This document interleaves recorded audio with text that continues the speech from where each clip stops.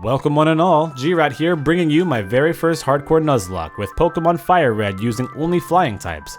I decided on this game because the amount of flying types that are in it also have a variety of other typings as well. No legendaries allowed though, and since this is my very first one ever, I'm going to allow Garrett since a lot of people tend to ban it within their playthroughs, and I guess I'll see why. Make sure you like the video ahead of time so I can have the best of luck going through this. Alright, here we go. Getting to play a Kanto game again is always a nice refresher after playing every other Pokemon game so many times because I get to use one of my favorite Pokemon ever for a starter as part of the roster Charmander, which I named Blaze, and what unbelievable luck with its nature being modest, which is special attack up and attack down. Right now it won't be useful as Blaze since it isn't a flying type yet, and I'll have to switch train it for EV training and experience until it fully evolves. But first we'll have no choice but we must challenge Blue with this Squirtle. After a few scratches from Blaze's little claws, we managed to beat him. Now the rival battles throughout the run are usually one and the same, so I'll only mention anything significant that happens in our future battles. As we get our Pokedex and Pokeballs, it's time to retrieve our first encounter, which happens to be Pidgey that I named Young Pidge, with bashful nature. Neutral, so I'll take it honestly. En route 22, we can get a Spearow that I named Disappearo that just couldn't fit in the 10 characters. Disappearo has a quiet nature, plus special attack and minus speed. And this is where I was waiting for the crappy natures to happen. It was gonna happen eventually. Once we enter Viridian Forest, there is still one more encounter before Brock that we'll need to get, and that's Caterpie that I nicknamed Jellylocked. You know, cause butter, free, jelly locked. Okay. Jellylocked has a relaxed nature, which thankfully is amazing in this scenario because when it becomes a Butterfree, I will need to EV train it in HP and defense before the first gym. We get to Pewter City finally, which now means I can switch train Caterpie to evolve it into a Metapod, and then a Butterfree. I then continue to take down everything in Viridian Forest as everything gives us either HP or defense EVs, minus Pikachu which will give us a small additional special attack EVs for confusion. I finish EV training Disappearo and Young Pidge on Route 22 for attack and speed to finally take on the gym leader. Now the run could end more than well right here right now, but I did my very best to theory craft more so around Brock's Onix since his lead Geodude only has tackle and defense curl. I only take 2 confusions to take it out. I was just hoping and praying he doesn't crit me with tackle, and it doesn't, thank the Lord, so I take it out with another confusion. But now here's where the strategy comes in. But if my Butterfree goes down and Onix is still healthy, the run definitely ends. Onix comes out only for it to get Stun Spore. I'm hoping for a paralysis so I don't get Rock Tomb, but instead it goes for tackle and it doesn't crit. From Butterfree being relaxed nature to the EV training stats that I put in earlier, I should be able to take a non-crit Rock Tomb, so I throw out a confusion to try to get a confusion and it did around a third. It gets Rock Tomb off and I live on 3 HP, thank god. I can't stay in anymore and I need to switch into my Spearow to sack it off by spamming Growl until it goes down. Onix lands another Rock Tomb that almost demolishes the bird. I use Growl as my final acts of service and it gets paralyzed. Okay, no worries. I'll just use Growl again and lower its attack for when I send Young Pidge out, and Rock 2 misses. Okay, I'm just gonna do it again. Now, it got paralyzed. Okay, how about a spam Leer now so the gust can do damage before I can finish it off with confusion. And Rock 2 missed. Okay, this isn't what I had in mind, nor did I expect to go like this, but we're rolling with it. I use Leer again, and Onix hits me with a Rock Tomb to leave me on 3 HP. This bird does not want to die, and Onix's attack sucks, so I take Disappearo living as a good omen and switch it out to Young Pidge to get some damage off for Butterfree, and Onix gets paralyzed again. I then start spamming Sand Attack to lower its accuracy a few times, then it hits me with Rock Tomb for pitiful damage. I spam Gust enough to the point where I believed Brock would potion up his Onix, so I switch to Jellylocked and it goes for Tackle! It lives at 1 HP! When I tell you my cheeks were clenched, they were clenched. I just see the win here as I go for Confusion to take out Onix, and the battle's ended. How in the world did I go through my very first Hardcore Nuzlocke gym leader with a huge disadvantage and no deaths? Way to go, team, let's get it. I'm so surprised that I managed to get past one of my potential run killers, but until we hit the other one, we kinda have a bit of a breather, and we're able to get multiple encounters as well. Getting past the trainers on Route 3 with relative ease, I end up catching another Spearow for a future trade, but we'll get to more on that later. I reach the Pokemon Center right outside of Mount Moon to then buy what will likely save my entire run out of all of this, a Magikarp, and I nickname it Game Changer, and it has a jolly nature which is ideal, honestly. It's a great attacker, the only thing is that water is a special type in this generation, so any Surfs, Hydro Pumps, or Water Pulses are all going to be based off its special attack, but I plan to make it a mixed attacker anyway. Once we get inside of Mount Moon, I run into a Zubat that I quickly catch and nickname Blindaza. Yeah. You're gonna see Blindaza the entire run. She's got a relaxed nature, which is not horrible since I planned on making it a defensive Golbat anyway. After EV trading my attack stat a bit against the Wild Paris and clearing out Team Rocket from Mount Moon, young Pidge evolved into a very powerful Pidgeotto. Alright, now it's time we made it to Cerulean City, and the first thing I want to do is grind out my levels and go to Vermilion City early. I take on Blue and didn't have any trouble with the trainers on the Nugget Bridge either, even with switch training, and finally make it to Bill's house to save his life essentially. I mean, can you imagine if he were to just go outside and try to ask for help in that little Clefairy outfit, or he pretty much is a Clefairy at that point, and someone ends up like throwing a Pokeball at him or trying to like catch him or something like that, would he actually get caught, or would he just not work because he's actually a human turned into Pokemon, you know? It's the weirdest things you think about, even today.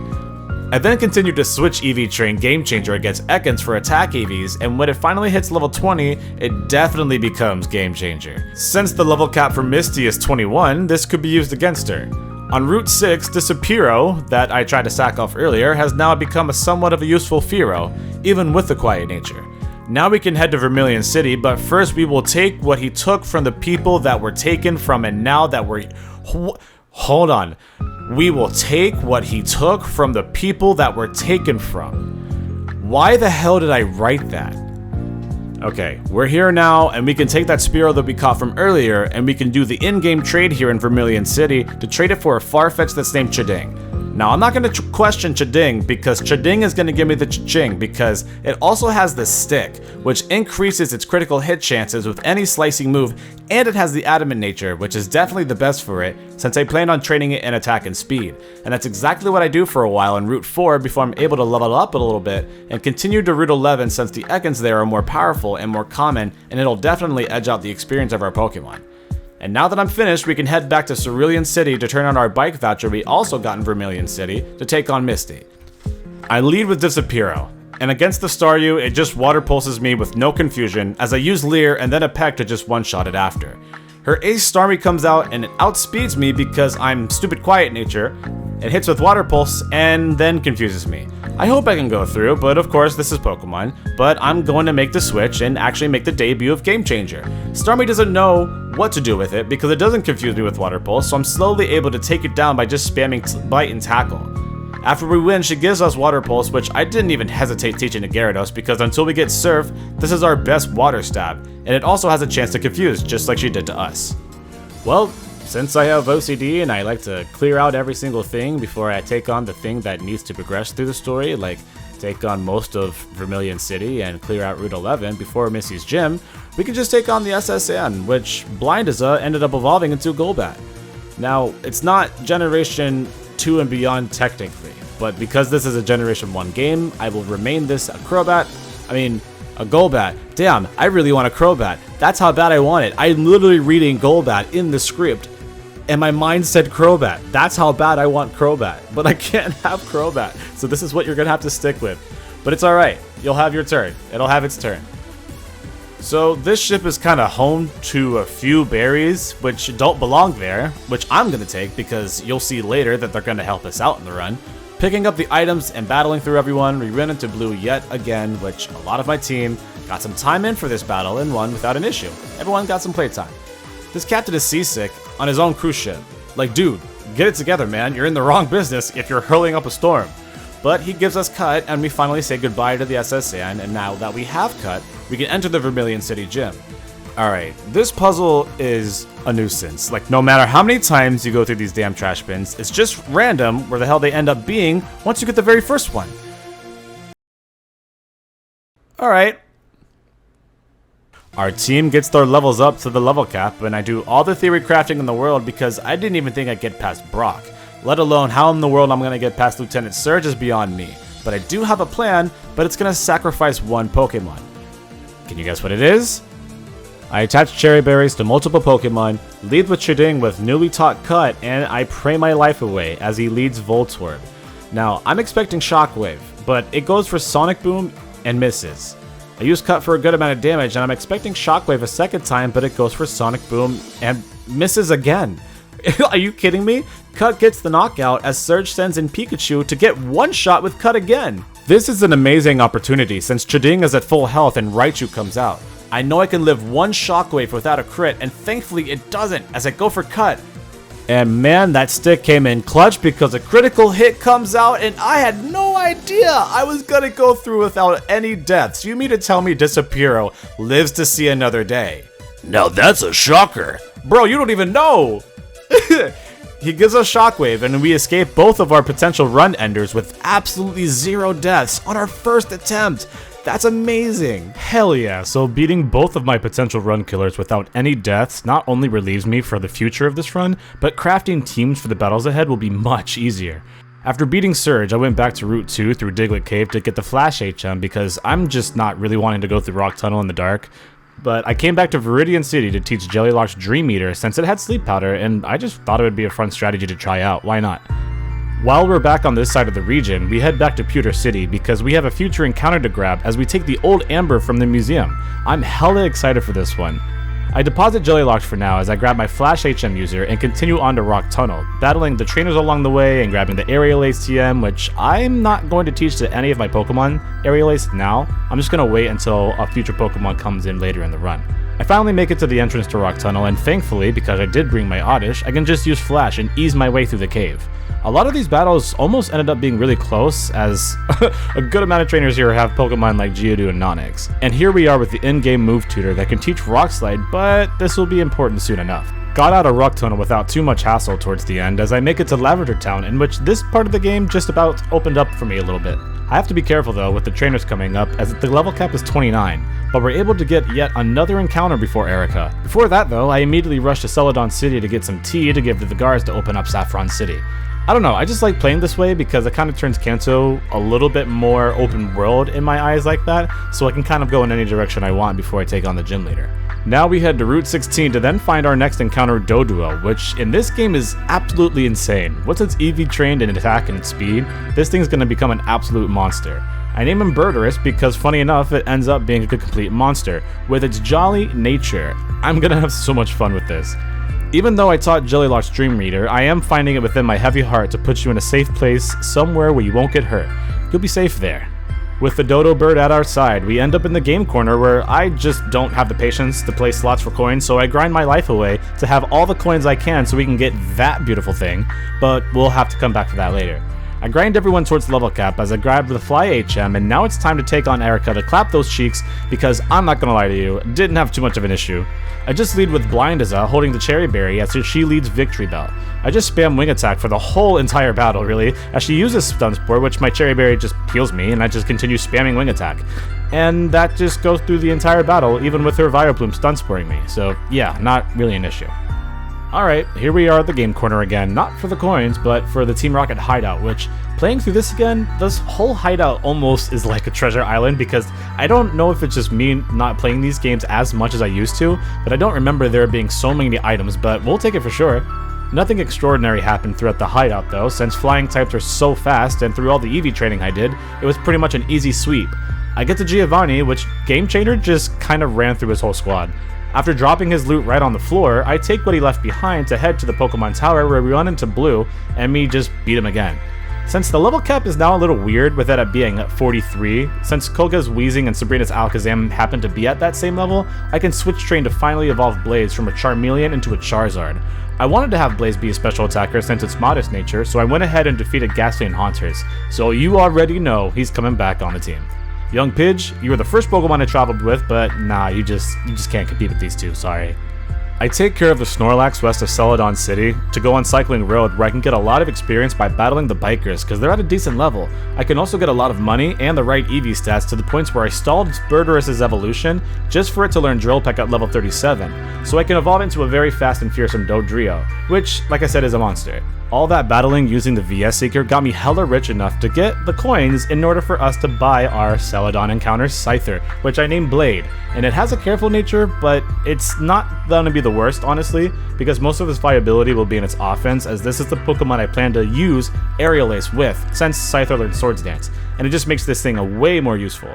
I take care of the last Snorlax on Route 12 and destroyed it with Birdurus' Tri-Attack. And I mention this now because I want to make this clear that I made a brutal mistake, and I didn't know this at the time, but when you see this later in the video, you understand what I'm going to mean later. We still have a few levels before the level cap with our new squad, so it's time to take on Team Rocket and Sylph, which is super simple, honestly. If you just go to the 5th floor and grab the card key, the whole building is your oyster. Before I reach the top, I have to face my rival yet again, which nothing's changed, guys. It's the same every single time. Finally, I reach the top, where Giovanni is just harassing this poor man. At the start of the battle, he has the audacity to poison point me the first turn when I want to attack, but Chiding takes him down after being brought down to low health. After that, the battle was pretty much easy, and after that, the Master Ball, we just take it and run. Time to take on Koga, after grinding towards the level cap and our Pokemon getting new moves, like Game Changer getting Hydro Pump.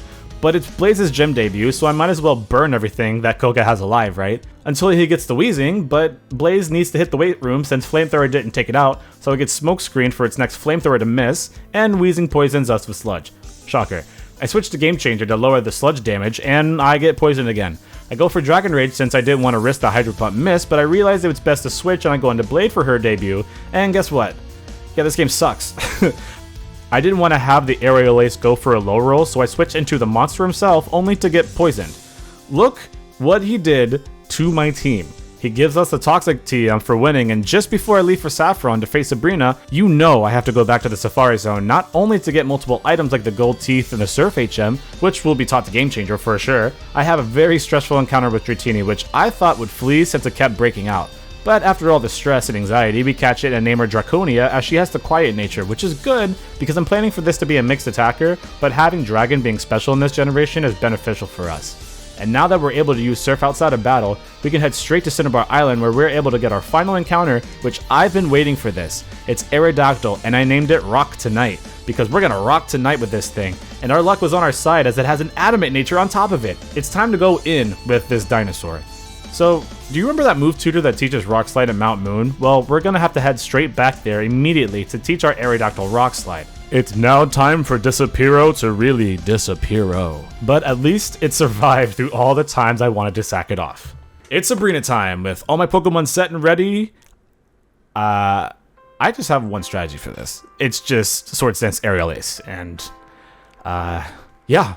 I don't know if I was really blind to see it back in the day when I played this game on like the GBA, and even my DS too, but for it to be on a bigger screen like my monitor and I can actually see when I turn the switches on, the eyes glow red. I already knew it was true, but now that I'm actually seeing it happen, it's actually kind of a nice little detail. Anyway, the mansion didn't really offer too many items for us, but we got the secret key that we needed and were able to get into Blaine's gym.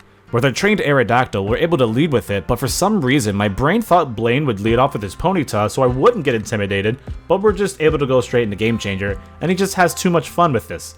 I've used Gyarados in casual and competitive playthroughs before, but in a Nuzlocke format, I definitely see why Gyarados isn't used by many people. But still, I have to use it on a mono water Nuzlocke first before that happens. Anyway, Blaine was taken care of and he gives us Fire Blast for winning, and I'm not going to teach it to either Gyarados or Charizard since I'm not sure what will be the best strategy going into the Elite Four. Don't change what's not broken, right? Meeting Bill and going to one island ended up being really quick because after beating up some bikers and collecting berries, saving this little girl, and everything else in between, I can head back straight to what really matters, the final gym of my first attempt. This is oddly going well, and if I had lost one or multiple Pokemon in the Brock or Lieutenant Surge fight, my strategies going into this would be much harder. But since that didn't happen, I'm playing cocky as hell, as we take on Giovanni, but instead of leading with a water type, how about a poison type against their ground? Well, I taught Blind as a Giga Drain, which we got from defeating Erica, and it one-shots Rhyhorn without a crit. His next Rhyhorn shares the same fate with Giga Drain destroying it too. Dugtrio comes out, and I can't see it doing anything to me, with Slash doing pitiful damage, and I just healed it back up anyway.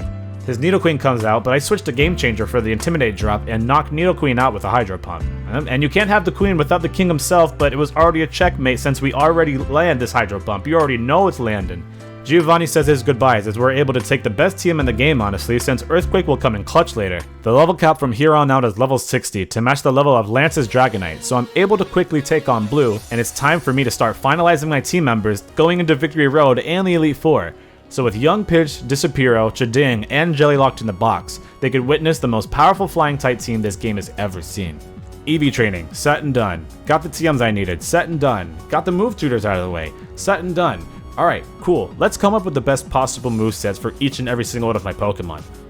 And that's when it hit me.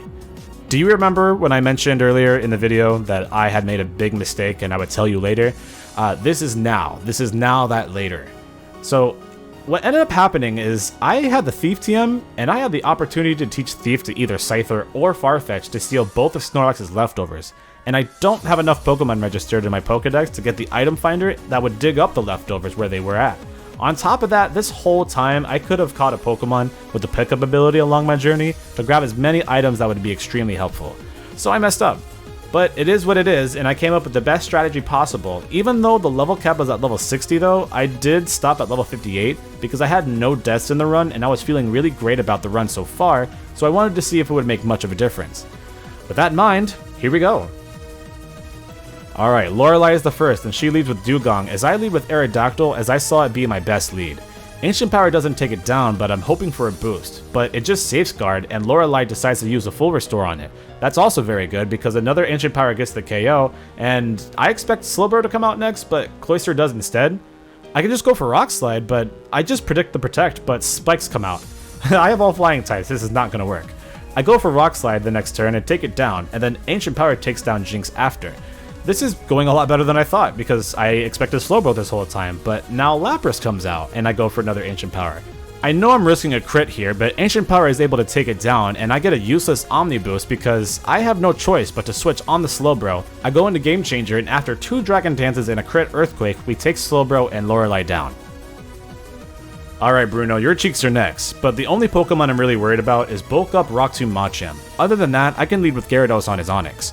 I clicked Surf, but I realized here that this was my perfect opportunity to set up with Dragon Dance, as Onix was -1, and no matter how many Rock Tombs we did use, I would still outspeed its entire team with all those attack boosts. Hitmonchan comes out, and I know it can live a Rock Tomb anyway, so I just go for a Dragon Dance and I'm able to outspeed it with an attack boost and take it down with Earthquake. Here comes Machamp, and this is exactly why I wanted to set up a Dragon Dance earlier on turn 1. But since I'm +1, I just go for a YOLO Earthquake, and there's the bulk up that I was waiting for. A Surf doesn't kill here, but I use this opportunity while he heals to safely switch into Burgerus for a hard-hitting Drill Peck. Another one takes it down, and Hitmonlee shares the same fate. All Bruno has left is Onix, and well, Game Changer got it. 2 down, 3 more to go. And no deaths at all. However, in this next fight, I had to theory craft a lot for this since Agatha has ways to hit you with paralysis, poison, and sleeping status effects. So the berries that I picked up in 3 Island will help out here since her lead is double teaming Gengar, and I have Blade with Swords Dance Aerial Ace. I attached a Chesto Berry on it because I would rather it be poisoned than be put to sleep. I Swords Dance right off the bat as she goes for double team. I was surprised she didn't go for Toxic, but I saw the KO and went for Aerial Ace since we don't miss here. Golbat comes out and shares the same fate as well. Arbok is next, and I know that a +1 won't take it down because I got intimidated, and I don't want to get paralyzed by Glare, so I switch into Game Changer, but it just goes for Screech. I then take the time to set up one D-Dance as it poisons me with Sludge Bomb.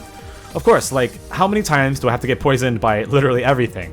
EQ is able to take it down though, and now I know I have to switch, so I swap into my plan for this Gengar since it has Shadow Ball, and I go into my Dodrio, and I immediately taunt so I don't get hit by Hypnosis. 2 Drill Pecks were able to take it down, and, you know, I have to get poisoned, of course. Agatha sends in her final Pokemon, and Haunter really can't do anything to Scyther since I put the Chesto Berry on it from earlier, and Aerial Ace won't kill, so I SD once to take it down with the next attack. I really like how I played that battle, because working around her BS isn't really the easiest, or the most fun. Dude, I'm shaking right now, because I'm about to face Lance with no deaths in the run so far. I would say we have gotten very lucky in every potential run killer for these flying types, but everyone's done well and I'm glad. And in saying that, Draconia has not had her time to shine at all, but that's why I lead with her against Lance's Gyarados, since I taught Thunderbolt just for this specific Pokemon.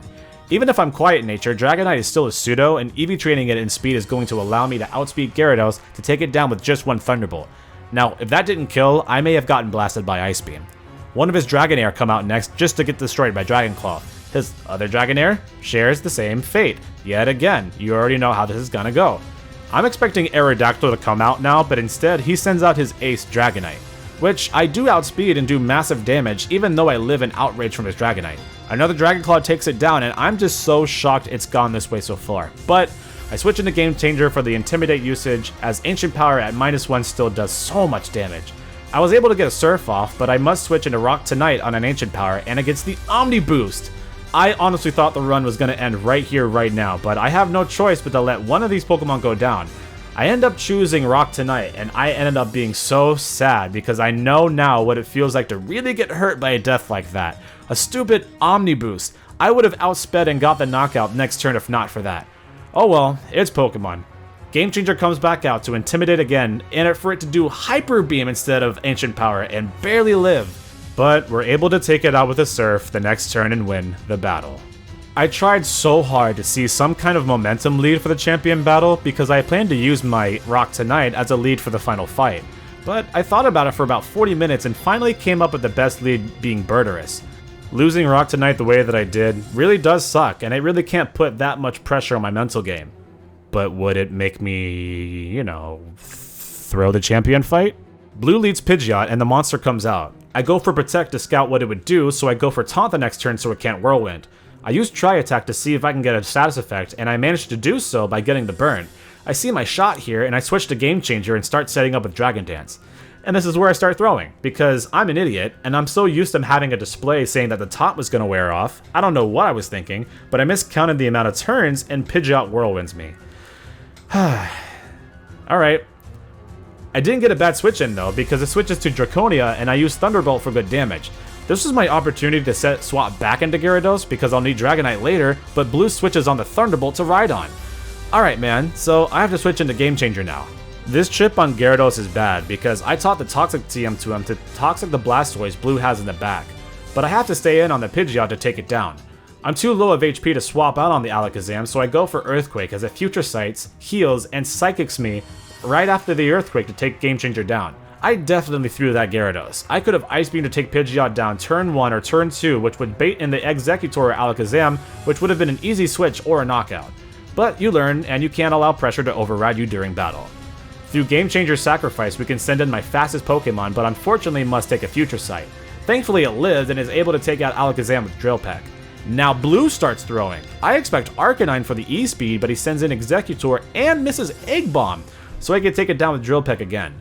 Finally, Arcanine comes out, and I want to stall out Arcanine's E-Speed as much as possible, but that will be pretty difficult, or so I thought, since I get a Tri-Attack off and paralyze the Arcanine, and it stays paralyzed. I told you this thing's a monster.